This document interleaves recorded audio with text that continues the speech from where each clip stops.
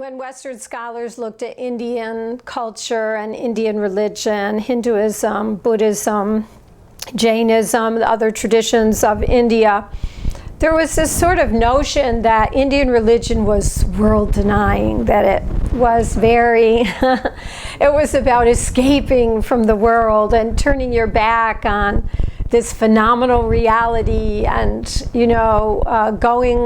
cliche was to go up into a cave in the Himalayas and meditate and forget everything and transcend. And of course, any of those notions, we could talk about it from a scholarly point of view as to why they were pretty limited in not understanding the richness of the tradition.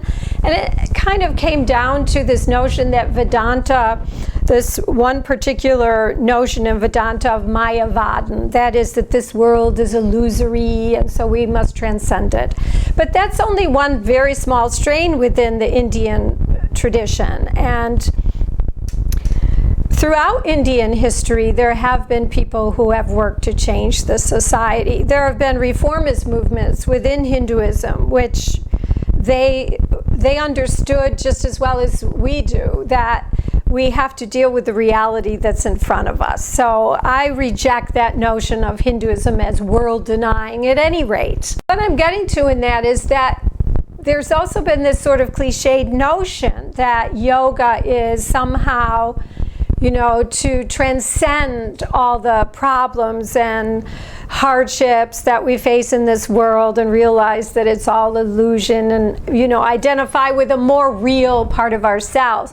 And it's ironic because yoga, particularly the way it's been adapted in the West, has had such an emphasis on physical fitness and exercise. So right there, it seems contradictory. But I think that what's happening now after what, 3/4 of a century of Western involvement in yoga is that people are understanding that it's a false dichotomy between transcendent and immanent. And in fact, the highest teachers in India have been the ones that have helped people to deal with the reality here and now and to be fully present in their bodies and in their relationships to society and to nature.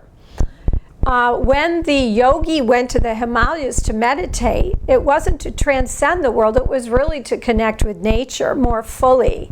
And what I used to call dissolving oneself in nature and in the 5 elements, because those same 5 elements that we can see, in various combinations in nature are also in us. What are they? So they're, the earth, the water, the fire, the air, and the space.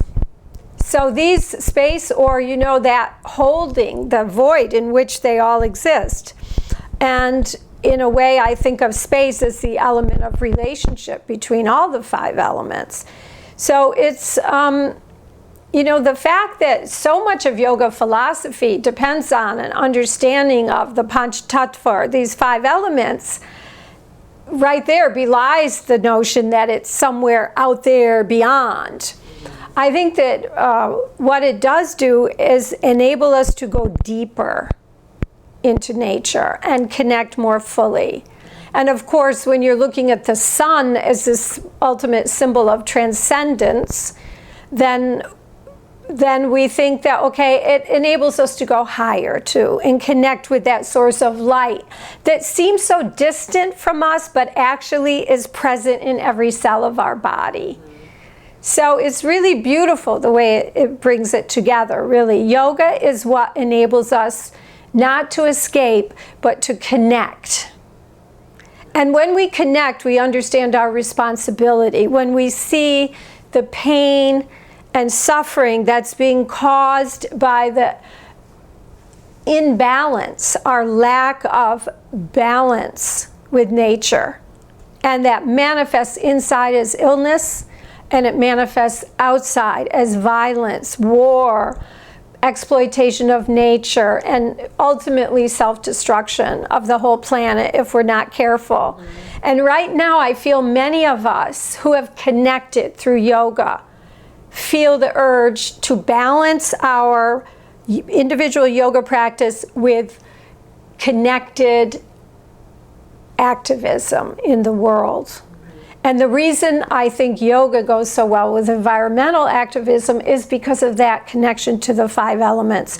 We understand that that's the foundation and that's basic. It's not that we don't believe in other issues. We're all involved with so many issues, particularly with gender, because that also relates. The issues of gender, the relationship between the masculine and the feminine, and I put quotation marks around those because they're very socially constructed categories.